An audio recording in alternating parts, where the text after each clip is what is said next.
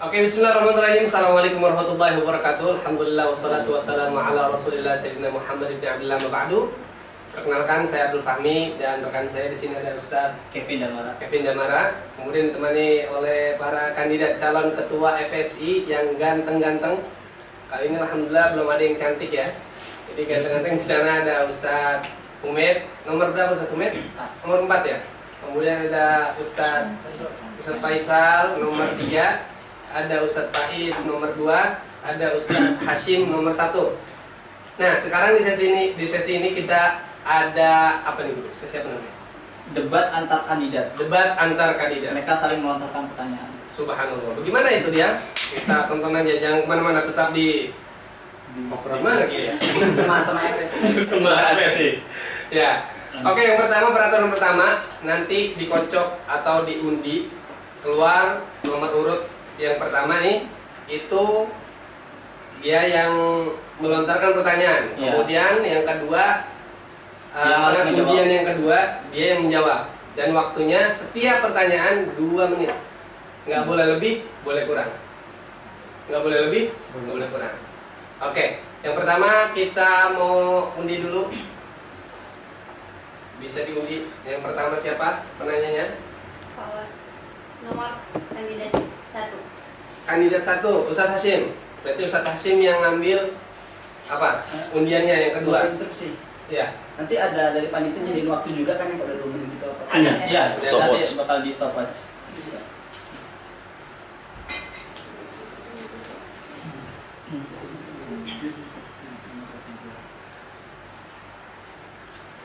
Nomor berapa? Yang bakal menjawab kandidat nomor Kandidat 2. nomor 2. Subhanallah. Ustadz Faiz siap? Siap. Jadi teman-teman di sini yang kandidat dipersilakan untuk mempersiapkan pertanyaan. Untuk Faiz. Untuk siapa aja nanti akan diundi lagi. Berarti sekarang Faiz aja yang jawab. Ya. Faiz Hashim dengan ke- Ustadz Hashim. Ustadz Faiz. Ya. Silakan Ustadz Hashim pertanyaannya. Pertanyaan pertama. Pertanyaan pertama. Buat Ustadz Faiz. Pertanyaan pertama buat Ustaz Faiz ya. Kita satu pengabdian. Seperti ini Pak Faiz.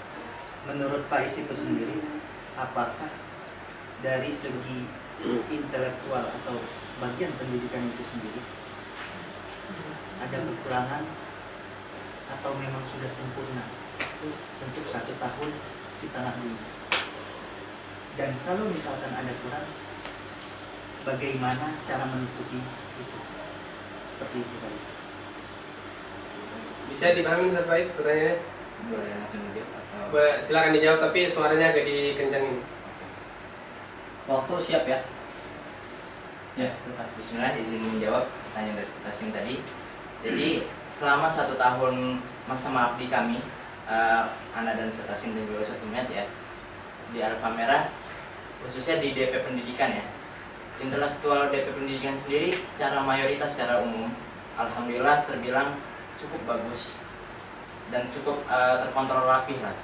Bahkan saat kemarin ketika kami khususnya yang senat-senat dari tingkat 1 mengalami ujian pertama kami, itu kami banyak sekali mendapatkan motivasi ataupun arahan-arahan dari para kakak-kakak tingkat 2 yang sekarang naik ke tingkat 3. Itu kami dididik juga diajarkan beberapa tips-tips menghadapi ujian, sehingga kami dapat mengkolaborasikan apa yang kami pelajari dengan apa yang kami dapatkan dari kakak kelas kami.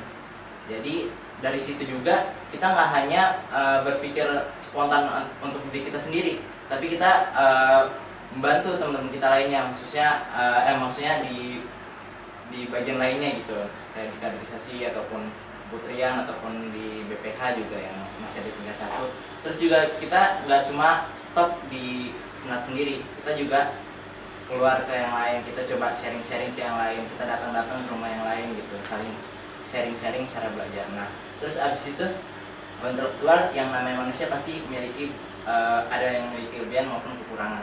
Nah, kalau dari Anda pribadi mungkin masih ada kekurangan dan ya kita bersama-sama ya untuk memperbaiki segala kekurangan tersebut dan lebih macu lagi motivasi kita untuk lebih baik lagi di masa mendatang. Boleh tepuk tangan dulu. Bebas 2 kesempatan.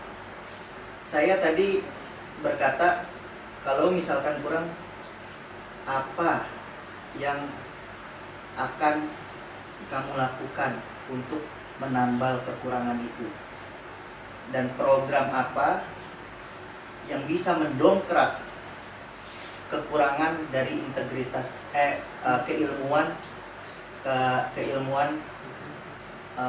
senat dan warga syariah itu. Seperti itu kurang. Menambah.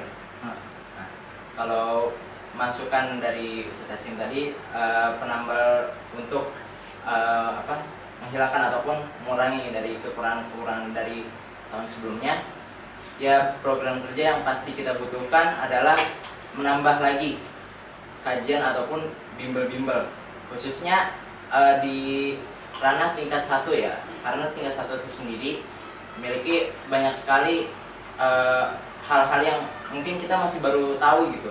Soalnya kan karena kita masih baru awal-awal banget masuk kuliah, jadi kita belum tahu mengenai hal-hal yang ada ataupun ujian-ujian di Azhar gitu. Jadi kita perlu lagi namanya asupan dari bimbel-bimbel senat tersebut. Nah, alhamdulillah kemarin berhasil gitu ya, berhasil dari beberapa guru-guru kita dari usulan senat itu berhasil mengajak kita juga yang khususnya tingkat 1. Jadi kita diajak buat talhisan gitu, Pak. Terus habis itu kita diajak buat buat terjemahan dari muqarrar. Nah, di situ jadi tambahan ataupun ekstrak buat program kerja di tahun berikutnya. Jika nantinya di tahun depan ada mungkin dari tingkat 1 ataupun tingkat 2 yang masuk ke senat, bisa mengkolaborasikan yang tadi masukan tersebut, entah itu membuat talhisan ataupun terjemahan daripada muqarrar tersebut, sehingga memudahkan bagi kita semua, bagi seluruh warga syariah untuk memahami muqarrar tersebut. Nah, sekian. Haji. Pertanyaan kedua, kandidat nomor 3. Nomor 3. Silakan.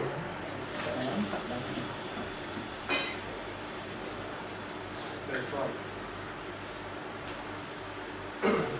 Surprise lagi. Oke. Untuk yang akan menjawab pertanyaan kandidat nomor 3, kandidat nomor 4. Bismillahirrahmanirrahim. Mungkin untuk pertanyaan pada saudara Sumet, yang pertama, kira-kira antara organisasi dan perkuliahan manakah yang lebih penting? Ataukah organisasi lebih penting menurut antum? Atau itukah kuliah lebih penting daripada organisasi? Dan sekiranya nanti saudara Humet mendapatkan amanah sebagai seorang ketua SEMA FSI, apakah siap untuk berkomitmen sekiranya memberikan suri teladan kepada teman-teman di syariat untuk sekiranya rajin menghadiri kuliah, entah itu secara jami'an atau jamiatan? Bisa dijelaskan? Oke, bismillah, saya jawab ya langsung saja. Tadi pertanyaan pertama ya, ini adalah bagaimana lebih penting kuliah apa organisasi gitu kan. Jadi bapak saya, ayahku pernah bilang gini, "Anak, kalau kamu kuliah cuman kuliah aja, kamu usah kuliah, sekolah aja gitu kan. Udah sama dari pondok langsung kerja gitu." Lalu kata guru-guru kita juga dulu tuh alam tak kambang jadikan guru gitu kan ya. Alam terbentang luas jadikanlah guru. Jadi menurut saya pribadi pelajaran itu bukan hanya dalam kuliah gitu. Jadi kalau ada pertanyaan penting kuliah organisasi, saya anggap dua-duanya penting gitu. Bahkan kuliah juga butuh organisasi. Maksudnya kita organisir gitu kan, bagaimana kita kuliah. Jadi dua hal tersebut sangat penting. Bahkan saking pentingnya apa? Terwujudlah namanya senat dalam dunia perkuliahan seperti itu kan. Jadi saya menganggap dua-duanya penting. Cuma ada beberapa permasalahan agak sulit saya jawab ya. Ini masalah suri teladan.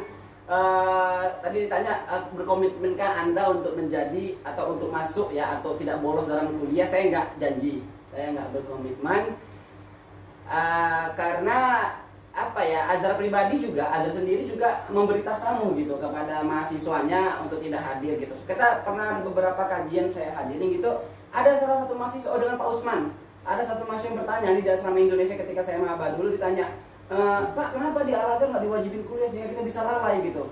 Habis itu jawaban Pak Usman itu bentuk tasamu dari Al-Azhar, karena Azhar tahu mahasiswa datang dari berbagai negara, banyak kesibukan, walaupun kesini tujuan awal kuliah, cuman pasti banyak permasalahan, sehingga Azhar memberi tasamu. Itu yang pertama. Yang kedua, gara-gara bangku kuliah yang saya ajukan ketika video kampanye tadi atau video debat tadi, saya bilang bangku kuliah penuh, nggak bakal, kalau semua mahasiswa syariah masuk, itu bakal 1000 orang dalam kuliah itu nggak masuk, dan itu nggak efektif. Jadinya saya rasa saya nggak bisa menjanjikan diri untuk aktif kuliah setiap hari ya, tapi saya juga berusaha menjadi suri teladan. Kalau saya berusahakan tiap hari, saya tiap hari hadir. Cuman saya nggak bisa menjanjikan untuk hadir tiap hari, tapi saya akan berusaha untuk hadir tiap hari ya, seperti itu sih.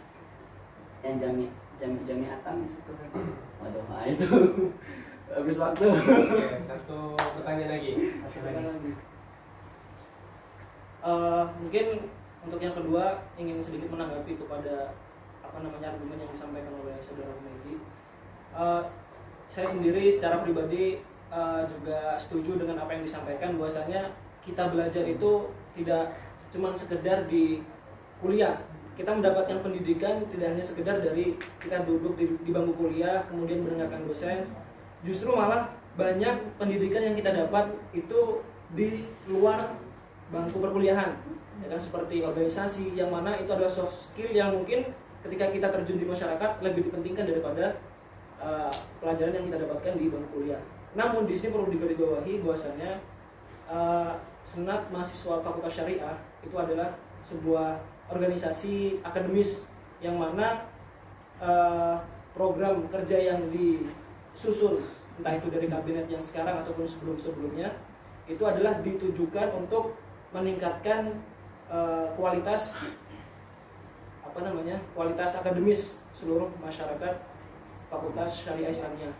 Nah, menurut saya di sini mungkin ketika nanti siapapun yang menjadi ketua, entah itu saudara Humed ataupun yang lain, sekiranya siap untuk berkomitmen untuk apa? Untuk memberikan suri teladan kepada mahasiswa yang lain untuk berkuliah. Nah, untuk kuliah di sini bisa teman-teman mungkin menghadiri perkuliahan di kelas ataupun menghadiri perkuliahan yang secara bahasa bisa kita ungkapkan seperti kajian lah, ya kan? Karena Azhar sendiri tidak memaksa mahasiswanya untuk hadir di perkuliahan, tapi memberikan tasamuh ataupun keringanan ataupun pilihan lah istilahnya, bisa memilih antara dua di antara pilihan, yaitu secara jamiah atau jamiatan. Karena dari sini mungkin mahasiswa yang lain akan terpacu, wah ini ketua kita memberikan suri teladan, sesibuk apapun dia, seberat apapun amanah yang dia pegang, dia tetap berkomitmen untuk tetap memasuki perkuliahan ataupun menghadiri kajian yang diisi oleh para masyayikh. Mungkin sekian. Oke. Ya saya juga manusia biasa ya, nggak sempurna gitu ya. Dan itu bukan perkara yang mudah gitu. Saya juga gimana ya, untuk menjadi suri teladan itu berat gitu. Kita bukan dituntut untuk menjadi suri teladan yang benar-benar sempurna, tapi kita berusaha semaksimal mungkin. Ya qadarullah kan, jika otomatis kita juga memiliki hal-hal yang yang harus, misalnya ada beberapa hal yang urgent gitu loh. Misalnya salah satu bisa aja kan jadi mahasiswa yang dia, bang karena aku salah nama gitu kan. Nah dia nggak tahu ngurus, nggak bisa bahasa Amiyah kan, kita temenin. Akhirnya kita harus bolos kuliah gitu. Itu bahasa lainnya gitu. Terus apapun itu tetap tadi kita bilang azar tasamuh. Tapi yang suri teladan tadi ya, tadi kan Faisal menyampaikan antum jadi tua berarti jadi suri teladan. Iya, saya berusaha semaksimal mungkin, tapi saya tidak bisa menjanjikan gitu kan. Karena janji itu utang gitu. Susah nanti kan di akhirat tagih gitu.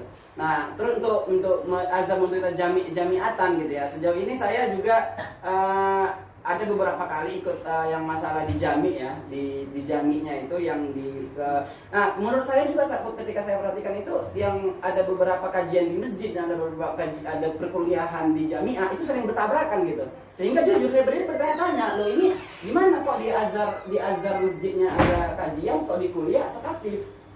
Makanya dua hal yang agak sulit gitu. Maka ketika itu mohon maaf nih, ada beberapa orang ya, saya nggak ngomongnya, ada beberapa orang ngomong. Bahkan ada orang yang lebih fokus ke jami, ada ke jamiatan. Bahkan kita nggak bisa kita nafikan, dan antara mahasiswa sendiri memperdebatkan masalah, kamu kesini untuk talaki bukan untuk kuliah, atau kamu ilmunya bukan kuliah, ada kayak gitu. Bahkan ada depan lagi untuk bisnis gitu kan, ada seperti itu. Jadi untuk masalah jamiatan ini saya juga nggak bisa menjanjikan gitu. Saya cuma hanya berusaha, kalau memang Tapi saya pribadi lebih fokus ke Jami. Ke Jami ke kampus. Karena untuk senat sendiri ya perkampusan kan, bukan pertalakian gitu. Jika nanti pertalakian bisa diinisiasi oleh teman-teman PPMI, ada bagian keagamaan seperti itu sih. Terima kasih. Penanya ketiga, kandidat nomor 2. Baik, silakan.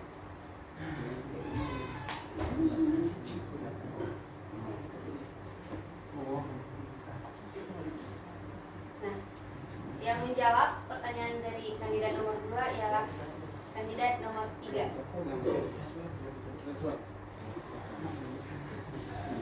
Juga pertanyaan untuk Ustaz Faisal. Selama antum menjabat waktu di kabinet integritas ya Bang, itu apa sih mungkin kesulitan-kesulitan yang dihadapi pada saat kabinet saat itu, dan juga apa solusi antum ketika menjabat di kabinet itu untuk menyelesaikan segala permasalahan yang ada, sehingga mungkin itu bisa menjadi gambaran ketika nantinya jika antum terpilih menjadi seorang ketua Senat SI di 2020-2021 bisa menyelesaikan segala permasalahan dengan solusi-solusi yang antum dapatkan. Oke, bismillah untuk pertanyaan dari saudara Faiz.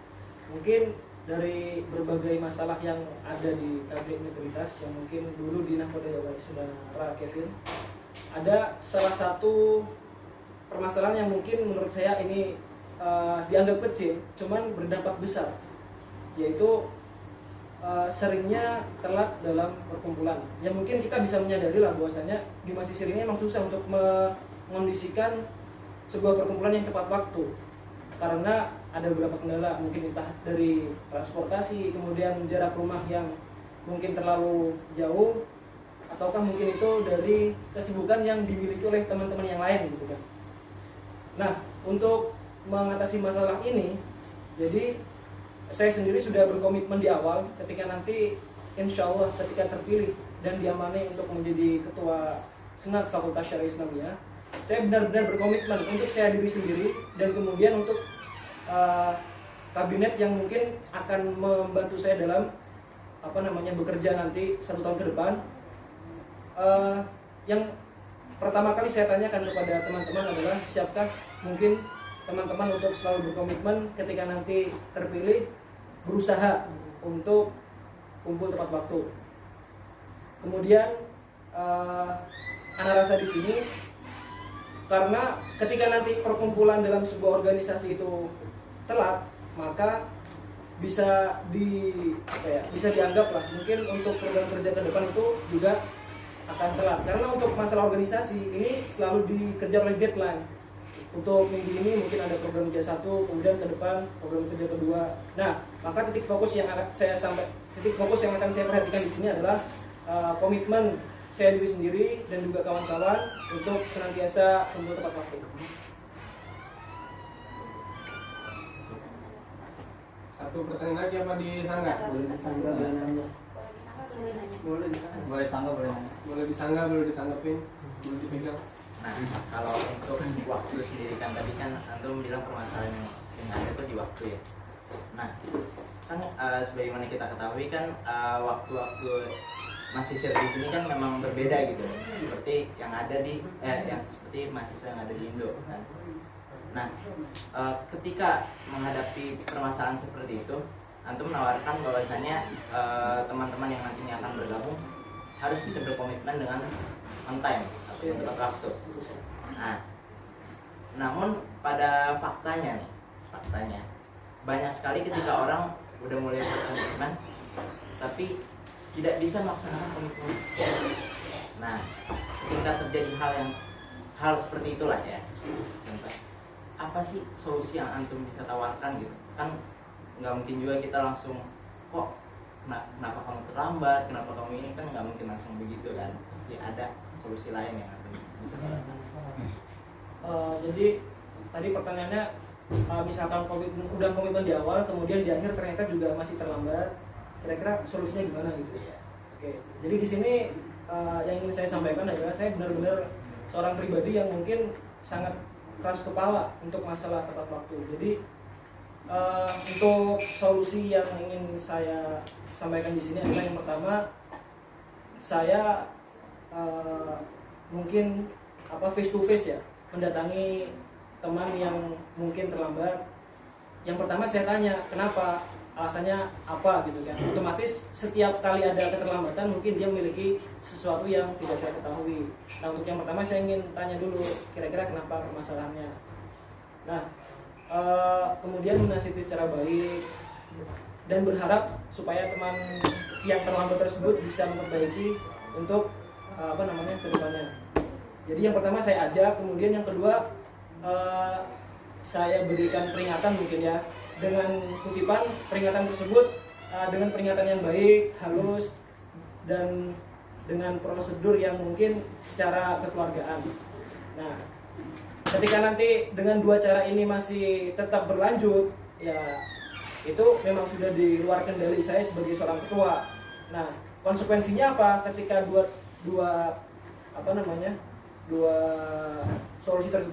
solusi tersebut tidak bisa, maka otomatis saya sebagai ketua harus siap bertanggung jawab atas program kerja yang lalai dan saya harus menanggung resiko tersebut.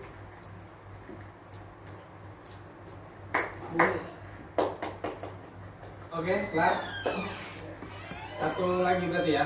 Satu penanya lagi. Pertanyaan terakhir, kandidat nomor 4. Yang ditanya satu. Ya. Yang bakal menjawab kandidat nomor 1.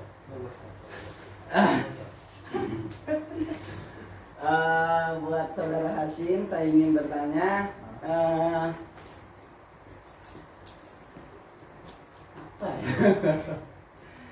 apa ya? Saya ingin bertanya, kalau ada, ulang. Kalau ada satu orang kader atau kabinet dari FS itu sendiri yang keluar dari persatuan kita, gimana cara Anda menyikapinya? Silakan dijawab. Bismillahirrahmanirrahim. Wassalatu wassalamu ala Rasulillah Muhammad bin Abdullah wa ala alihi wasallam. Pertama, kalau ada anggota yang ingin keluar dari FSI itu sendiri, bagaimana cara menyelesaikan? Oke. Pertama harus tahrir muskilah. Ya kan? Harus mengetahui dulu masalah dia, apa dia. Itu yang harus pertama kali ditanyakan. Yang kedua, harus cari konklusi dalam itu. Ya, apakah setelah dia sudah ditanya, kemudian kita bujuk, konklusinya apa? Apa dia pengen tetap keluar atau dia ingin bertahan tapi dirubah gitu sistemnya?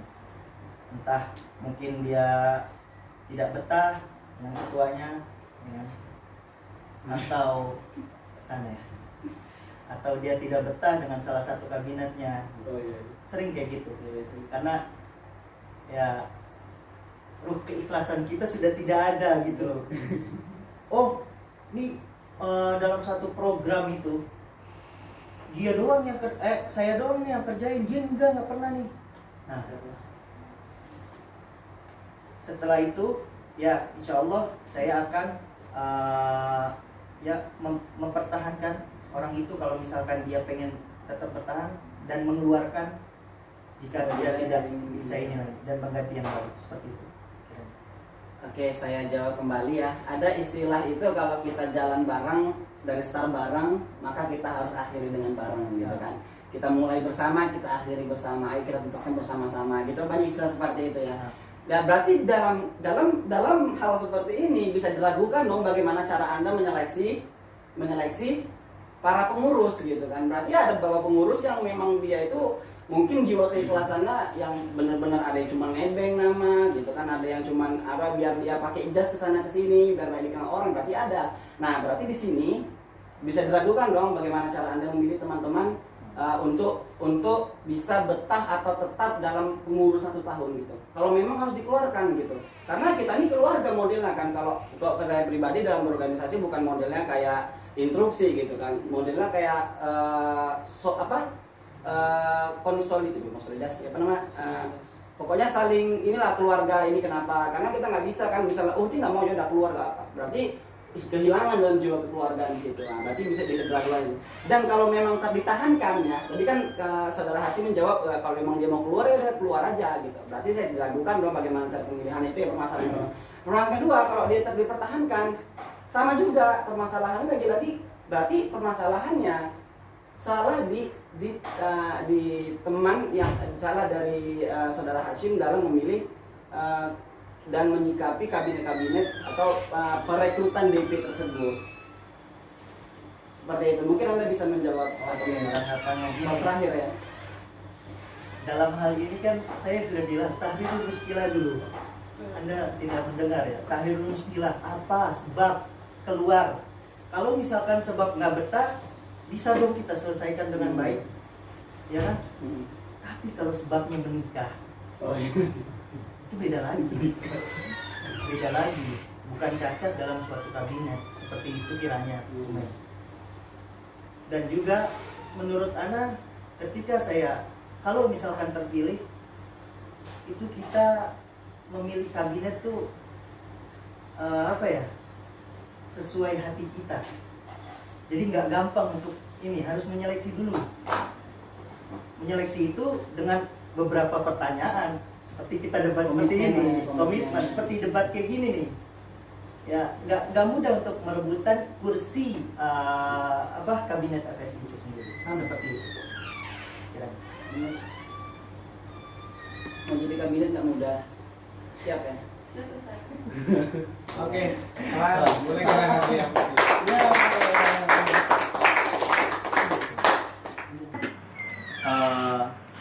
Sedangkan esensi daripada SMAP FSI sendiri itu kan meningkatkan kualitas pelajar, mahasiswa dan mahasiswi. Ya, apa pendapat antum sebagai calon ketua senat terkait program bimbingan belajar yang mana itu selalu diajarkan dengan berbahasa Indonesia?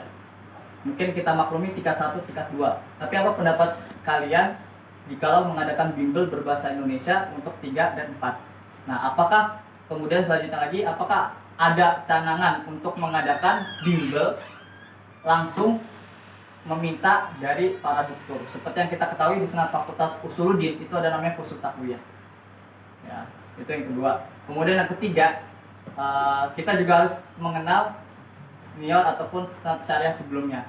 Nah, Ana mau tanya, siapakah Bang Fahmi yang dari tadi ada di samping Ana?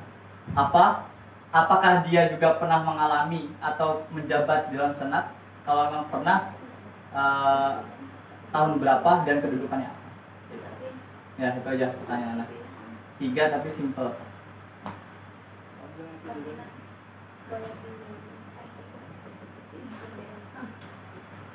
Ya, udah gitu. Mungkin dari sini aja deh. Bismillahirrahmanirrahim. Untuk masalah bimbel ya. Pertama, Ana pengen menyelesaikan bimbel tingkat 1 dan tingkat 2 dahulu. Justru Ana sendiri ingin menghapus bimbel itu sendiri, tapi menggantinya dengan prabimbel. Kenapa prabimbel? Karena ketika kita masuk kuliah, yang namanya tingkat 1 masuk kuliah, dengan dokter, maksudnya tidak mengerti sama sekali perkataan dokter, apalagi untuk memahami pelajaran itu sendiri. Perkataan dokter aja kurang memahami, apalagi untuk memahami pelajaran itu sendiri. Jadi canangan Ana yaitu prabimbel, yang mana dilakukan sebelum dokter itu mengajarkan sendiri pelajaran itu gitu. Insya Allah Ana akan melaksanakan itu, insya Allah. Yang kedua, jikalau saya terpilih, pasti yang namanya wadah forsema itu musyawarah bagaimana sistem yang tadi diterapkan di kuliah Usuluddin. Setelah sistem baru kita terapkan. Insya Allah. Yang ketiga langsung, Bang Fahmi siapa? Bang Fahmi itu adalah Berarti tahu semua, ya? wakil dari Ustadz Faisal setelah Bang Nawa, Apa siapa yang dan bagian pendidikan di Bang Nawa. Wakil dari Bang Nawa. Enggak, wakil dari Bang Faisal setelah Bang Nawa. Tahun 2000 gimana? 2014 15 ya. 15 ya. Lanjut. Oke, buat yang pertanyaan pertama, bimbel 3334. Nah, kalau untuk bimbel 3334 kan biasanya 3334 itu sudah memiliki forumnya sendiri. Dalam artian mereka sudah memiliki teman belajarnya masing-masing. Tapi bukan berarti kita lepas tanggung jawab dari senat gitu. Tetap kita bakal memberikan fasilitas, dalam artian kita cari guru-guru terbaik untuk 3334 untuk terus mereka menjalankan forum mereka dan belajar dengan maksimal. Nah terus yang tingkat 1, tingkat 2 tetap kita adakan dulu, dalam artian ya tetap kita canangkan terus karena tingkat 1, tingkat 2 masih sangat memerlukan. Itu terbukti dari mungkin beberapa tahun kebelakang ini memang sangat efektif gitu pendidikan. Terus habis itu pertanyaan yang kedua yang Fisioterapi itu sebetulnya ada di rancangan program, itu ada kerjasama dan Forsema. Nah kalau kerjasama dan Forsema sendiri kita sebetulnya pengen lihat dulu, pengen meneliti dulu dari usul-usuludin gimana. Nah baru setelah kita meneliti kita langsung mencoba berkomunikasi dengan kabinet senat. Oke, siap. sudah habis? Yang terakhir kenal Bang Fahmi? Kenal, tapi kalau dari SMA FSI sendiri kurang tahu. Nah, Masa nggak Faisal? Mungkin perlu digarisbawahi bahwasanya porsi belajar tiap-tiap siswa itu berbeda ya. Mungkin mereka ada yang bisa belajar dengan bahasa Arab dan ada yang pakai berbahasa Indonesia. Jadi kita nggak bisa menetapkan 100% harus pakai bahasa Arab, sedangkan nanti gimana dengan mahasiswa yang harus belajar bahasa Indonesia. Jadi atas dasar itu saya ingin tetap mengadakan bimbel untuk tingkat 1 dan tingkat 2. Kemudian untuk Ibu Sulul Takwiyah Untuk 3 dan 4 pertanyaannya. 3 dan 4. Untuk 3 dan 4 mungkin untuk yang bahasa Indonesia kita tetap sebagai media ya. Ketika ada yang ingin mengadakan bahasa Indonesia kita tetap membantu. Tapi ketika ada yang ingin mengadakan Fusul Takwiyah kita juga memberikan fasilitas supaya mereka bisa mendapatkan apa yang mereka inginkan. Kemudian untuk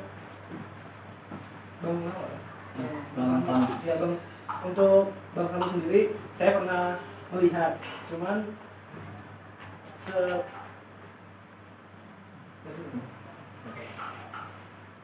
Oke ya. Untuk bimbel tingkat 3, tingkat 4 ya saya rasa tidak diperlukan ya karena udah besar gitu kan. Dan sejauh ini saya ketahui senior-senior saya tingkat 3, tingkat 4 itu mereka udah mengadakan kajian atau bimbel masing-masing gitu. Contohnya kayak kita lah nih ya, saya sampai sama Asim sama tingkat 3 nih. Harus Asim paham dia sama David Mukorin, berarti tidak aja yang bimbelin gitu. Karena sejauh ini juga kabinet Alfa Merah ya kemarin kita udah ngadain bimbel, tapi beberapa mata pelajaran kita kaji ya sini ya, kita kaji bareng-bareng, belajar bareng ya. Atau kalau di rumah sakit itu Syiah, ya kan? Sinau Syariah gitu ya, bukan Syiah ini Alfido. Oke itu. Terus untuk apa tadi Fusul Takwiyah ya? Ini saya pribadi juga baru dengar nih. Ini nggak tahu konsepnya itu kita ngundang dokter gitu ya. Ya bimbel tapi langsung sama dokter. Jadi nambah jam kuliah ya.